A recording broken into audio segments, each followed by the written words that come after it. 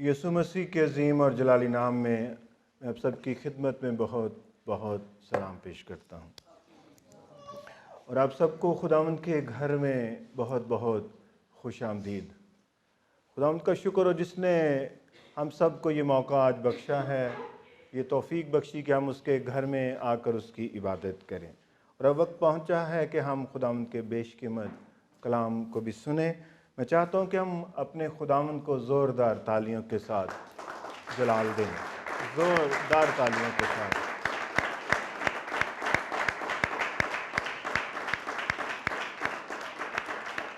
Hallelujah, और ज़ोर से जलाल।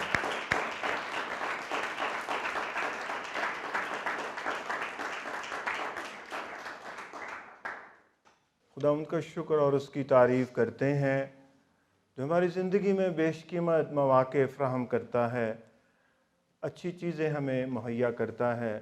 लेकिन खुदावंद के घर में खुदावंद के लोगों के साथ मिलकर उसकी इबादत करना बहुत ही बड़ा शर्फ़ और बहुत ही बड़ा इस्तेहकाक और प्रिविलेज है। हालेलुया।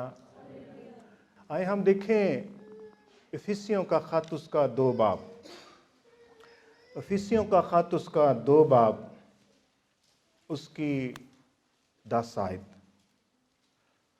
कलाम में यूँ लिखा है, क्योंकि हम उसी की कारीगरी हैं और मसीह यीशु में उन नेक अमाल के वास्ते मखलूक हुए जिनको खुदा ने पहले से हमारे करने के लिए तैयार किया था। कलाम का पढ़ा और सुना जाना हमारे लिए बरकत का बाइस हो। आमीन। सब कहें आमीन। आज हमारा मज़मून है खुदा का बुलावा। महीने का दूसरा इतवार है, क़ियादत का ये इतवार है कि हम क़ियादत के हवाले से, लीडरशिप के हवाले से पैगाम सुने। और मेरी ये भी दरख्वास्त है कि ये पैगामात बाकायदा तौर पर एक सीरीज़ की शक्ल में तैयार करके यूट्यूब पर अपलोड किए जाएंगे। आप बाद अज़ां भी इनको सुन सकते हैं। माहाना तो यहाँ एक पैगाम दिया जाएगा, इसके साथ स्टूडियो में पैगामात रिकॉर्ड करके आपकी रूहानी तरक्की के लिए पेश किए जाएंगे। खुदा का बुलावा आज हमारा मज़मून है। और इससे पहले मैं साउल बादशाह और दाऊद बादशाह की शहज़ोरियों और ख़ामियों के बारे में पैगाम सुना चुका हूँ। अब हम बाकायदा तौर पर बहुत ही बुनियाद से शुरू करके आगे बढ़ेंगे। और अगर आप ध्यान से इन बातों को सुनेंगे तो आप चर्च में रहते हुए भी लीडरशिप के पहलुओं और असूलों को सीख सकते हैं जो आपकी खिदमत के लिए मुअस्सर और रहनुमा साबित हो सकते हैं। बुलावा खुदा के फजल का हाकिमाना काम है जब वो हमें बुलाता है। खुदा ऐसी कलीसिया चाहता है जो ज़मीन पर उसका इजहार हो। वो एक तैयार यानी इक्विप्ड और मुअस्सर ग्रोह, जमात और कलीसिया चाहता है जो उसकी कुदरत और उसकी मोहब्बत को जाहिर कर सके। और ये उस वक्त मुमकिन है, इट्स पॉसिबल, बट व्हेन, ये उस वक्त पॉसिबल है, मुमकिन है कि हम में से हर एक अपने बुलावे से बखूबी आगाह हो और उसे इस्तेमाल करे। तब कलीसिया, और कोई भी कलीसिया, पाकिस्तानी कलीसिया और ऑल ओवर द वर्ल्ड कलीसिया, या कोई भी कलीसिया मुसर और बाबरकत और देरपा कलीसिया बन सकती है। बुलावा क्या है, या बुलावे की तारीफ क्या है? The definition of calling. ये एक दावत या बुलावा है कि हम कुछ मुख्तलिफ बने या करें। हम कुछ मुख्तलिफ बने, जो पहले हैं वो नहीं, उससे कुछ मुख्तलिफ बने, या कुछ मुख्तलिफ करें जो हम पहले नहीं कर रहे।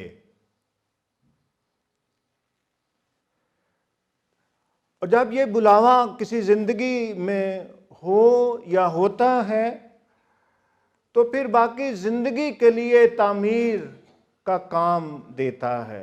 बाकी जिंदगी उस बुलावे पर तामीर होती चली जाती है। फिर वो पहले जैसी नहीं रहती, या पहले जैसा नहीं करती जो कर रही होती है। तब हमारी जिंदगियां बुलावे के गिर्द घूमती हैं। बुलावा हमारे गिर्द घूमता है और हम बुलावे के गिर्द घूमते हैं।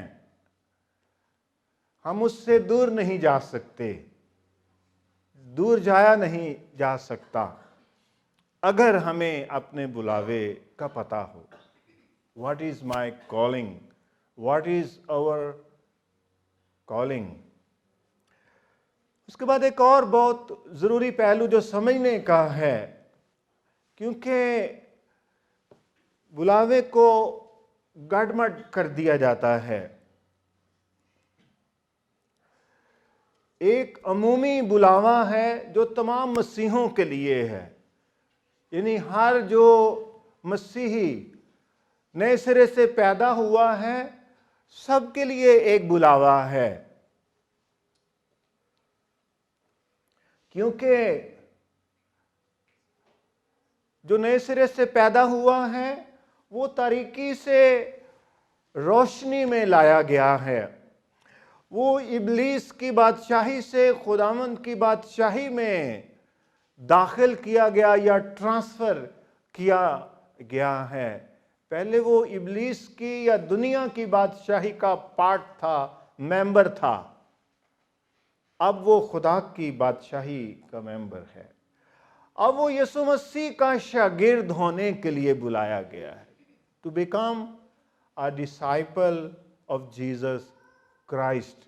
हर एक यीशु मसीह का शागिर्द होने के लिए बुलाया गया है।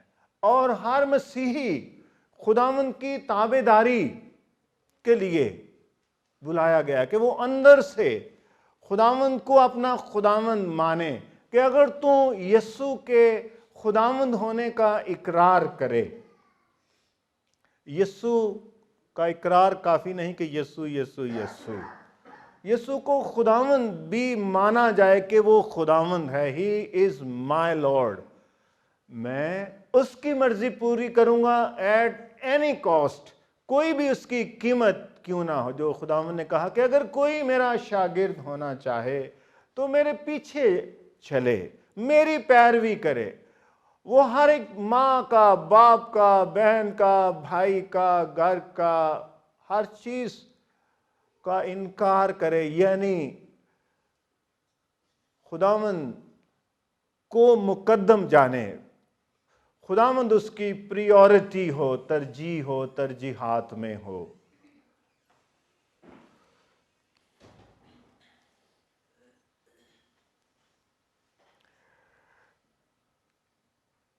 तो सब खुदावंद की पैरवी करें। जो आयत मैंने पढ़ी है वो यही बयान करती है कि हम खुदावंद की कारीगरी हैं और हम नेक अमाल के वास्ते खल्क हुए हैं, जो खुदा ने पहले से बिनाए आलम से हमारे लिए, मेरे लिए और आपके लिए तैयार किए थे। हम खुदावंद की बेचूनो चरा, गैर मशरूत और पूरी और फौरी ताबे फरमानी करें।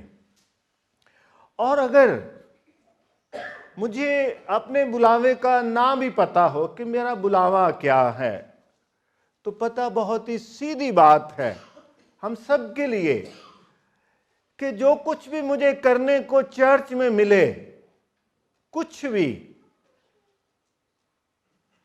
मैं उसे करने के लिए तैयार हूं।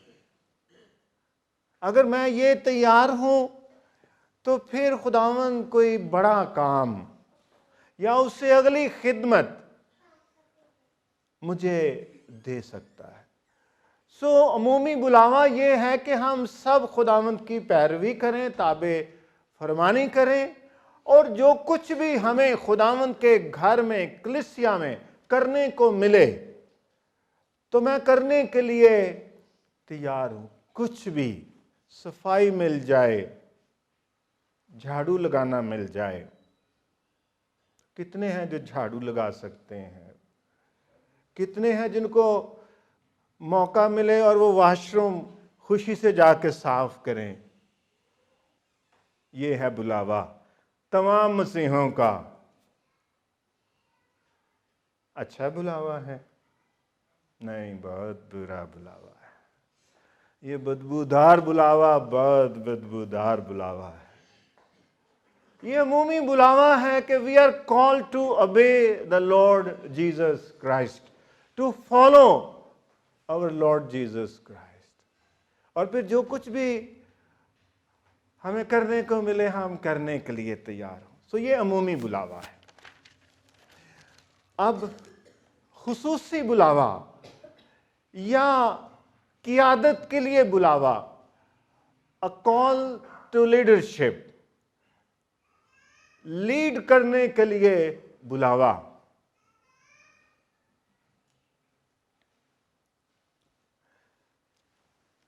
जो पाकलाम का हिस्सा पहले तलावत किया गया है वो हारून काहिन के बुलावे के हवाले से था। अगर आपने सुना है, नहीं सुना, नहीं पढ़ा, तो घर जाके उसे पढ़िएगा। बुलावा बहुत अहम होता है, इट्स इम्पोर्टेंट। ये फुल टाइम भी हो सकता है और पार्ट टाइम भी हो सकता है, कुल वक्ती भी हो सकता है और जुज़ वक्ती भी हो सकता है। मैंने 11 साल जुज़ वक्ती खिदमत की है। 98 से मैं फुल टाइम खिदमत में मशगूल हूँ। ये बहुत बड़ा इस्तेहकाक और बहुत बड़ी जिम्मेदारी है। ये शो ऑफ बिजनेस नहीं है, ये इस्तेहकाक भी है, प्रिविलेज भी है, शर्फ भी है और ग्रेट रिस्पॉन्सिबिलिटी है।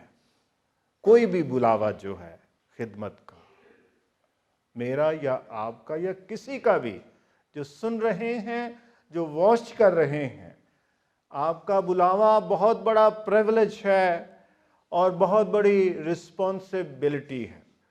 हमें इसको लाइटली नहीं लेना चाहिए, इसको आसान नहीं लेना चाहिए। और फिर खुदा का बुलावा कायम रहता है,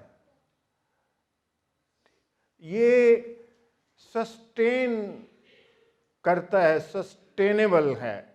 ये बुलावा ऐसा नहीं है कि आए और फिर ये चला जाए।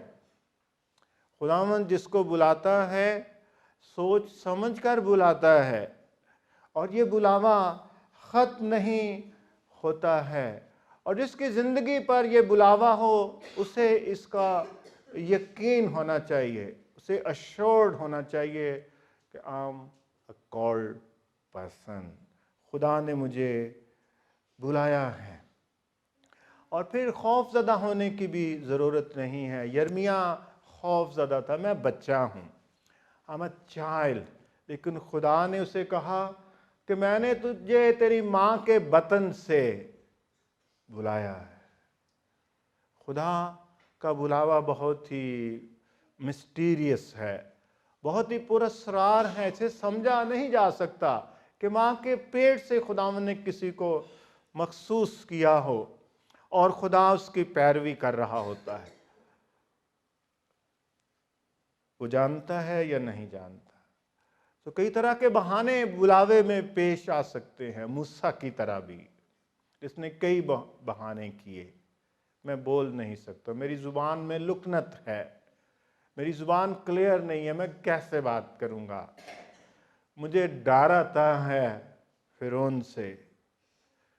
खुदावन ने उसकी मदद की। बट बुलावे में हमें खुदा की वफादारी का यकीन होना चाहिए कि वो वफादार खुदा है। वो जिसे बुलाता है कभी नहीं छोड़ता है, वो कभी उससे दस्तबरदार नहीं होता है। चाहे कुछ भी हो जाए, चाहे हालात बदल जाएं, लोग बदल जाएं, सिचुएशंस बदल जाएं, अपॉर्चुनिटीज बदल जाएं, the Lord doesn't change, he is a faithful God. वो वफादार खुदा है। हालेलुया। अब बहुत ही खास बात, नंबर 4, बुलावे का इम्तियाज कैसे होता है, इसकी डिजर्नमेंट कैसे होती है। The discernment of calling. Call आपकी जिंदगी पर है, आपको कैसे इसका पता चलता है, कैसे आप समझ सकते हैं। बहुत ही प्रैक्टिकल पार्ट अब मैं बयान करने लगा हूं।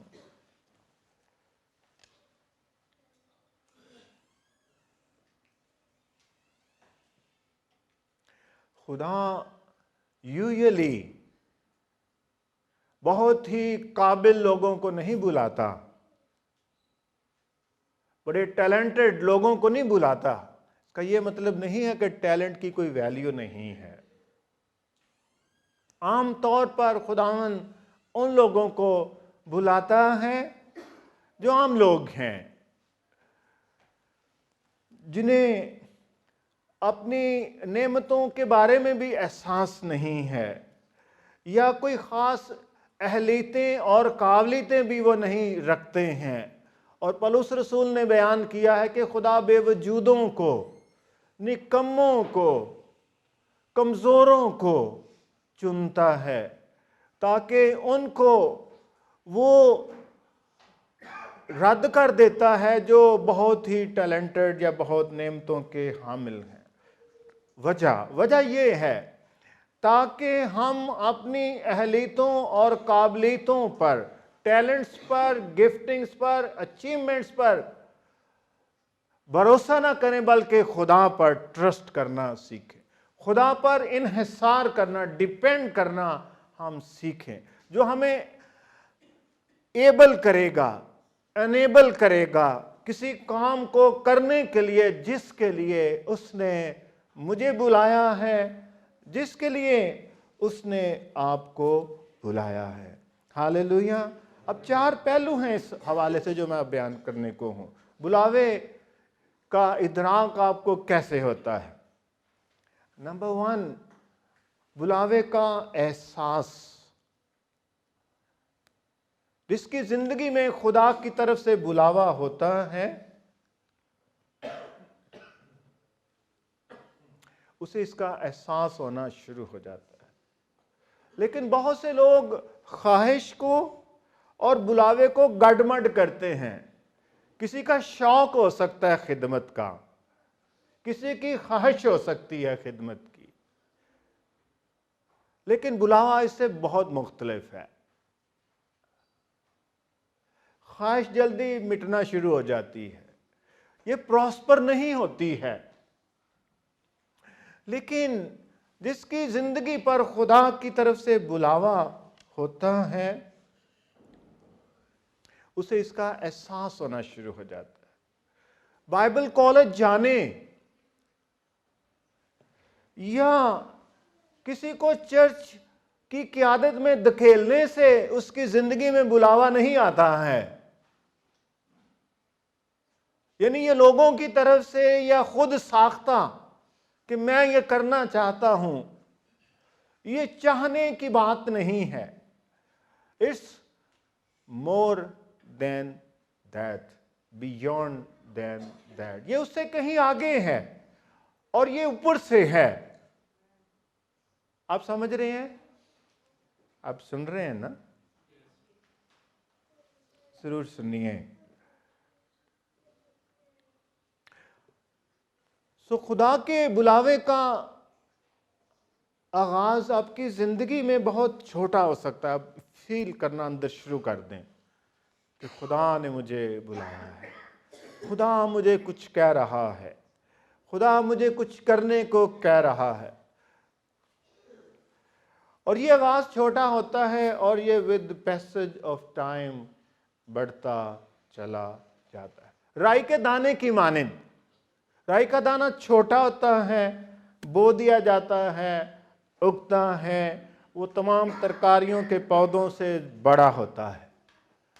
अगर आपकी जिंदगी में खुदा की तरफ से बुलावा होगा तो ये हालात इसे मध्यम नहीं करेंगे, फिनिश नहीं करेंगे। ये आपकी जिंदगी में इसका एहसास ग्रो होता चला जाएगा, बढ़ता चला जाएगा और आपके बातन में, आपके स्पिरिट में, आपकी रूह में, आपके दिल के अंदर ये पहाड़ बनना शुरू हो जाएगा। मैं इसे यूं कहूंगा, जब खुदावंद ने मुझे बुलाया 1984 में नजात के बाद, तो मुझे इसका एहसास होना शुरू हो गया।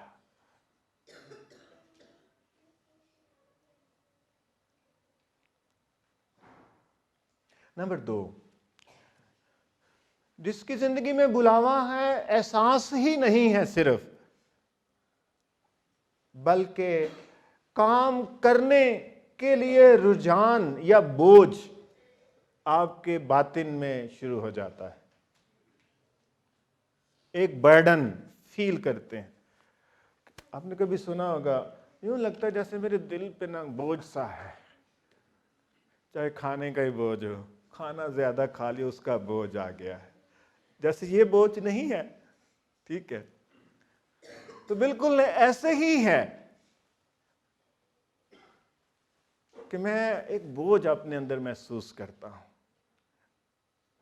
और बोझ जब तक उतारा ना जाए वो बोझ तो बोझ रहेगा। वो आपको दबाएगा, वो आपको प्रेस करेगा, वो आपकी जान नहीं छोड़ेगा, क्योंकि ये बोझ आपकी तरफ से नहीं है, ना मेरी एग्जेक्टिव की तरफ से है, ना किसी और शख्स की तरफ से है, किसी ने नहीं मुझे कहा है, ये ऊपर से है, ये खुदा की तरफ से है। ये फिनिश नहीं होगा, ये फेड नहीं होगा जब तक जिस चीज के लिए बोझ है वो किया ना जाए, और ये बोझ कठिन हालात में भी कायम रहेगा।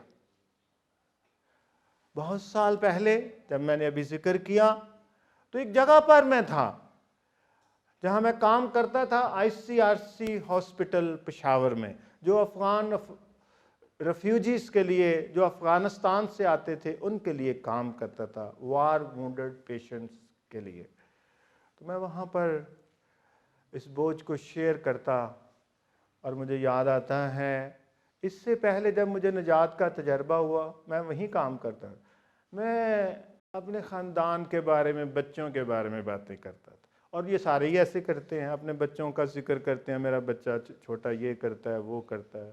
सही है, ऐसे ही है ना। जब मुझे निजात का तजर्बा हुआ तो फिर मैंने निजात की बातें करना शुरू कर।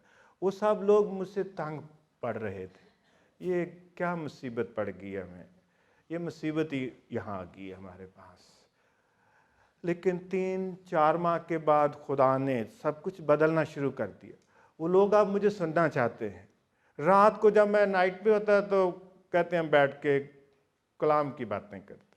वहाँ 2 फ्रेंड्स थी, वाइफ मेरी जानती हैं, एक जीनत और दूसरी का नाम मुझे भूल गया है।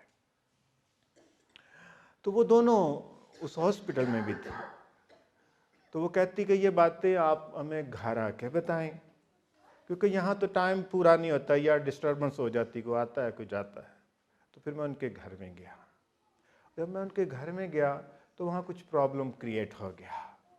वहाँ उनका भाऊ आ गया, पता नहीं वो उसे पता था या नहीं पता था। तो जब मैंने बातें शेयर की तो उसके बाद वो बोलना शुरू हो गए। 10-15 मिनट वो मुतवातर बोले, मैं उनको सुनता रहा और फिर मेरी बारी आ गई बोलने की। फिर मैं बोलना शुरू हो गया। उन्होंने कहा कि आपको किसने ये इख्तियार दिया है कि ये बातें करें, ये इख्तियार तो रूम से आता है।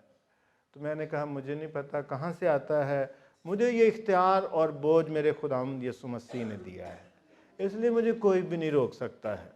और मैं बहुत मसरूफ़ हूँ। हम दोनों मियाँ बीवी अपोजिट ड्यूटियाँ करके अपने बच्चों को भी संभालते हैं, और मेरे लिए ये टाइम निकालना इतना मुश्किल है कि बहुत मुश्किल है। लेकिन मैं ये टाइम निकाले बगैर नहीं रह सकता हूँ। जैसे ही कोई छुट्टी का डे आ जाता है या टाइम निकलता है, मैं जहाँ भी जा सकता हूँ अपने फ्रेंड्स के पास, कोलीग्स के पास मैं जाता हूँ और ये मैं खिदमत करता हूँ। तो कठिन हालात के बावजूद भी वो आप करना चाहेंगे जिसके लिए खुदावन ने आपको बोझ दिया है। और ये लुत्फानंदोज होने से बढ़कर है। आपको शायद लुत्फ आए या ना आए, जब आप बोझ उठाते हैं, भारी बोझ कभी उठाना पड़े तो हो सकता है वो बोझ आपके लिए तकलीफ दे हो। मुझे याद आता है कि जब मैं लड़का था और चूंकि बड़ा था तो घर का सामान मुझे ही लाना पड़ता था, और उस वक्त मुझे कोई 2 हफ्ते के बाद 20 किलो आटा उठा के लाना पड़ता था डिपू से, और मेरी जान पे बनी होती थी बोझ की वजह से, क्योंकि मैं इतना स्ट्रांग नहीं था कि आराम से उस वजन को उठा लूं।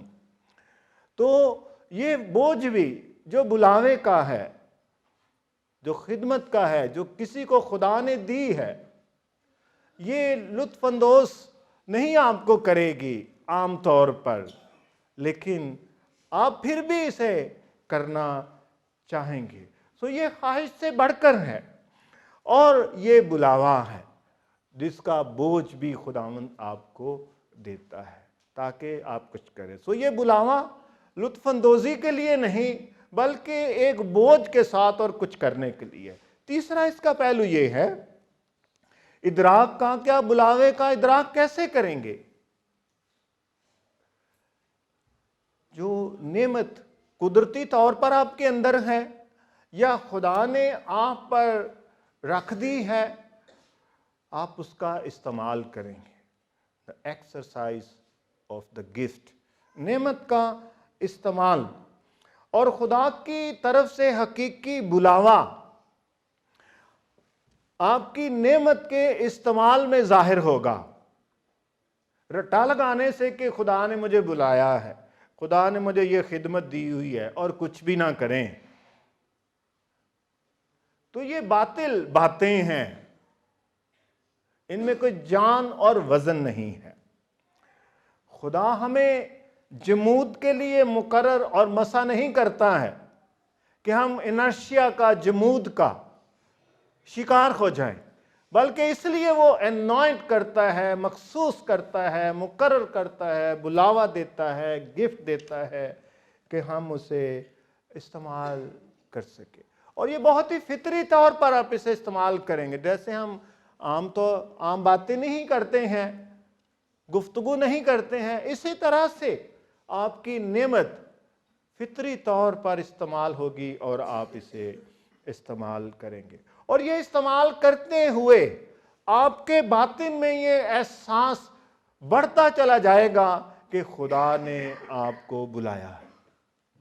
आपके बातिन में कतई कोई शक, डाउट नहीं रहेगा, चाहे खारजी हालात कैसे हैं, पॉजिटिव हैं या नेगेटिव हैं, साजगार हैं या ना साजगार हैं। हालेलुया। नेमत का इस्तेमाल बुलावे की शनाख्त और अलामत है। चौथी बात इसकी इदराक की, और वो है फलदार होना, फ्रूटफुलनेस। आप जो कुछ करेंगे, चाहे थोड़ा कर रहे हैं आगाज में, वो फ्रूटफुल होगा, वो कामयाब होगा, वो बारवर होगा। लिखा है कि शरीर ऐसे नहीं, लेकिन सादिक जो कुछ करता है बारवर होता है।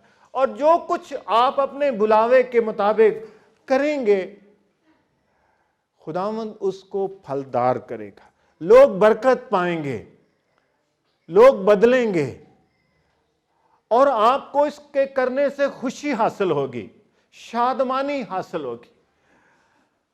आपका चेहरा मुअत्तर होगा, क्योंकि जो कुछ आप कर रहे हैं खुदा के दिए हुए बोझ और बुलावे के मुताबिक कर रहे हैं, इसलिए आपको खुशी होगी, आपको तस्कीन होगी। अगर आप ठीक करते हैं तो आपको तस्कीन होती है, आपको खुशी मिलती है, आपको शादमानी मिलती है। सो फल खिदमत के बुलावे की हकीकी अलामत है। मैं अपने पास्टर के साथ पेशावर में काम करता था, पास्टर अजीम सैमुअल के साथ, और उनके साथ और उनके मतहत रहकर जब मैं काम करता था तो लोग नजात पाते थे, लोग बपतिस्मा लेना चाहते थे। मैं उनको अपने साथ लेकर जाता, क्योंकि उनकी भी अपनी वाकफियत थी, मेरा अपना एक दायरा कार था, दोस्तों का और कोलीग्स का, और फिर हॉस्टल में भी। तो लोग नजात पाते थे। और यही बात पाकलाम बयान करता है, हमें सिखाता है, बुलाए हुओं को सिखाता है कि अपनी उस नेमत से गाफिल ना रहे। जो गिफ्टिंग आपको दी गई है उससे गाफिल ना रहें, उसे दफन ना कर दें, उसे रुमाल में बांध के ना रख दें,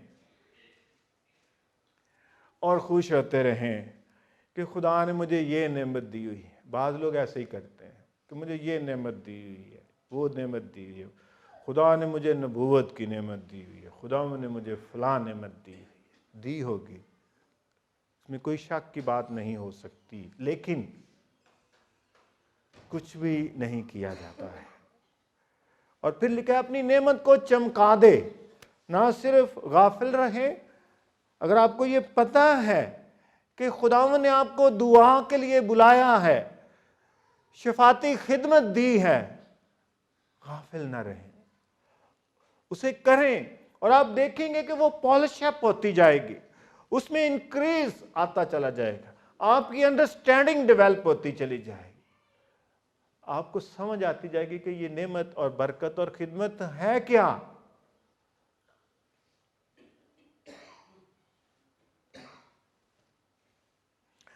अगर आपको खुदावंद ने बुलाया कि आप म्यूजिक बजाएं, तो इसे बजाएं और इसे समझने की कोशिश करें।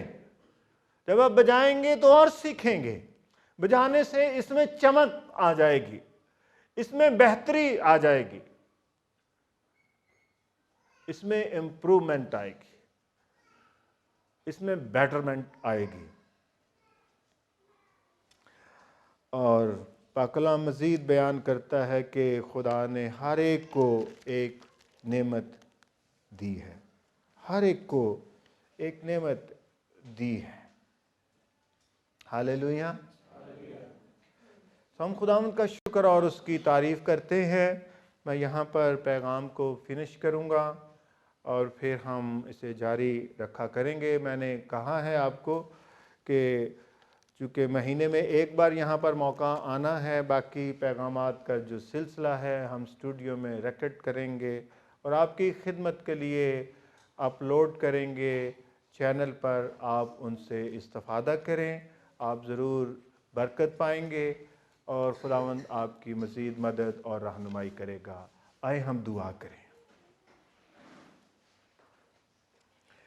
ये आंखें बंद करें और संजीदगी से पाक कलाम की इन बातों को हम लें। तमाम सामीन और तमाम नाज़रीन, क्योंकि खुदावंद हमारी मदद करना चाहता है, वो चाहता है कि हर कलीसिया एक मजबूत और मुसर और खुदावंद की मोहब्बत और कुदरत का इजहार हो। उसने कहा कि मैं कलीसिया कायम करूँगा, और खुदावंद चाहता है कि कलीसिया मजबूत हो, स्ट्रांग हो,